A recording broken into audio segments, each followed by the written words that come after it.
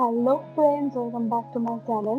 আজকে অফিস থেকে বেরিয়ে বিভৎস খিদে পেয়েছিল আর ক্লান্ত হয়ে গেছিলাম। তো আমি ভাবলাম যে একটুখানি ব্যারাকপুর যাওয়া যাক এখান থেকে। প্রত্যেকবারই ভাবি যে রোগা হবো একটুখানি, পুজো আসছে সামনে, একটুখানি ডায়েট শুরু করি, ডায়েটটা করি, কিন্তু আমার আর করে ওঠা হয় না। কারণটা হলো এই জিনিসগুলোর জন্য। আমার সন্ধ্যেবেলা এতটা পরিমাণে ক্রেভিংস হয়, এতটা পরিমাণে খিদে পেয়ে যায় হুট করে।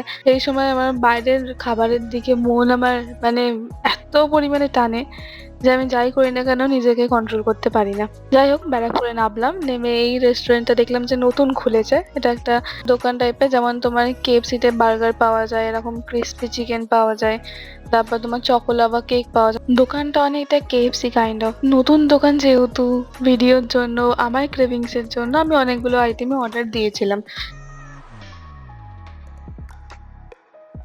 চিকেনের।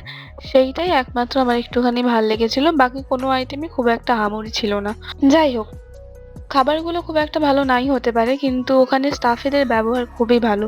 একটা জিনিস আমার সবথেকে ভালো লেগেছে, সেটা হলো যে ওখানে যারা স্টাফরা ছিল তারা প্রত্যেকের টেবিলে একবার করে গিয়ে জিজ্ঞাসা করছিল, তাদের ওপিনিয়ন নিচ্ছিল যে খাবারের মধ্যে কোনটা ভালো হতে পারে, আরো কোনটায় কি প্রবলেম আছে, কোনটা বেটার করা যেতে পারে। এই ওপিনিয়ন গুলো তারা নিচ্ছিল সবার থেকে।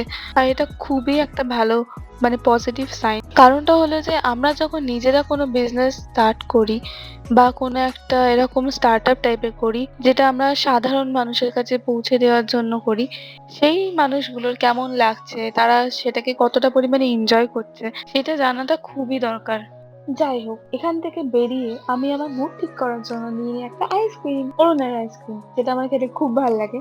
যাই হোক, আমার এত শরীর খারাপের মধ্যে আমি এই যে আইসক্রিমটা কিনে খাচ্ছি, এটা আমার বাড়িতে যখন ভিডিওটা দেখবে কেউ, তখন আমার উপর চিল্লাবে। কারণটা হলো আমার প্রচন্ড পরিমাণে শরীর খারাপ ছিল, শ্বাসকষ্ট ছিল, জ্বর ছিল, আর তার মধ্যে আমি হুজ্জুতি করে বেড়াচ্ছিলাম।